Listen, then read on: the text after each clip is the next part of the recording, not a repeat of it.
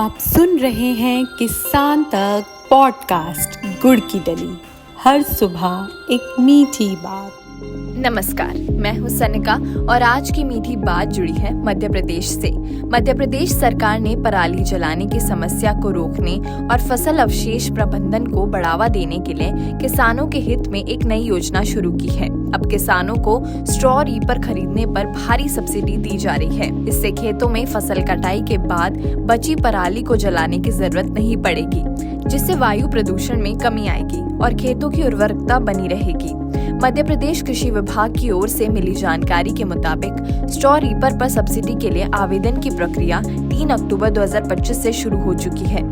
किसान ई कृषि यंत्र अनुदान पोर्टल farmer.mpdage.org के माध्यम से ऑनलाइन आवेदन कर सकते हैं। आवेदन के आधार पर तय लक्ष्य के अनुसार किसानों का चयन लॉटरी प्रक्रिया से किया जाएगा। लॉटरी में चयनित किसानों को इसकी जानकारी पोर्टल और SMS के माध्यम से दी जाएगी। आवेदन करते समय किसानों को 10,000 रुपए का डिमांड ड्राफ्ट जमा कराना जरूरी होगा।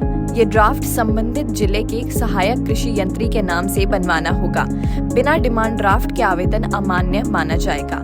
स्ट्रॉ रीपर एक आधुनिक कृषि यंत्र है जो फसल की कटाई के बाद खेत में बचे फसल अवशेष को इकट्ठा करता है।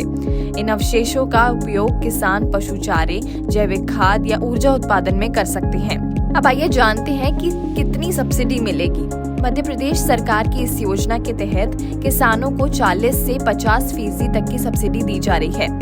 सामान्य वर्ग के किसानों को 40% सब्सिडी, अनुसूचित जाति और अनुसूचित जनजाति वर्ग के किसानों को 50% सब्सिडी। इस योजना का मकसद किसानों को आधुनिक कृषि यंत्रों के उपयोग के लिए प्रेरित करना है। स्ट्रॉ रीपर सब्सिडी योजना में आवेदन करते समय किसानों को कुछ दस्तावेजों की जरूरत होगी। इनमें आधार कार्ड की प्रति, बैंक पासबुक की प्रति, भू अधिकार पत्र, किसान पंजीयन संख्या और 10,000 रुपए का डिमांड ड्राफ्ट स्कैन कॉपी के रूप में। अब आइए जानते हैं कि आवेदन कैसे करें। किसान सबसे पहले farmer.mpdage.org पोर्टल पर जाएं। इसके बाद रजिस्ट्रेशन या आधार वेरिफिकेशन सेक्शन में जाकर आधार नंबर के जरिए पंजीकरण करें। मांगे गए दस्तावेज अपलोड करें और डिमांड ड्राफ्ट की स्कैन कॉपी भी लगाएं। सही और पूरा आवेदन करने वाले किसानों का लॉटरी के जरिए चयन होगा। चयनित किसानों को पोर्टल और SMS के माध्यम से जानकारी दी जाएगी। कृषि विभाग ने किसानों से अपील की है कि वो समय पर आवेदन करें, क्योंकि योजना सीमित लक्ष्य पर आधारित है। यदि आवेदन अधिक आते हैं तो लॉटरी के जरिए चयन किया जाएगा। ऐसी और राहत भरी खबरों के लिए सुनते रहिए हमारा एक खास पॉडकास्ट गुड़ की डली।